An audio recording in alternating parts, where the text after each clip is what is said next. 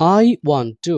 I want to মানে হচ্ছে আমি চাই, অর্থাৎ আমি কোনো কিছু একটা করতে চাই, এই অর্থে আমাকে আই ওয়ান্ট টু কে ব্যবহার করে বাক্যগুলো গঠন করতে হবে। চলুন প্র্যাকটিস করি। আমি যেতে চাই, আই ওয়ান্ট টু গো। আমি আসতে চাই, আই ওয়ান্ট টু কাম। আমি খেতে চাই, আই ওয়ান্ট টু ইট।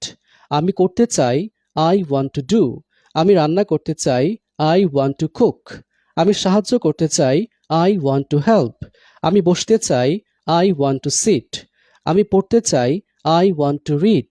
আমি লিখতে চাই, I want to write. আমি দিতে চাই, I want to give. আমি কাজ করতে চাই, I want to work.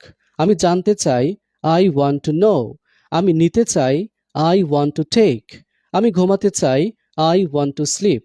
আমি কিনতে চাই, I want to buy. আমি বলতে চাই, I want to say. আমি হাঁটতে চাই, I want to walk. আমি পরিষ্কার করতে চাই, আই ওয়ান্ট টু ক্লিন। আমি ভাবতে চাই, আই ওয়ান্ট টু থিঙ্ক। আমি আবেদন করতে চাই, আই ওয়ান্ট টু অ্যাপ্লাই। আমি বুঝতে চাই, আই ওয়ান্ট টু আন্ডারস্ট্যান্ড।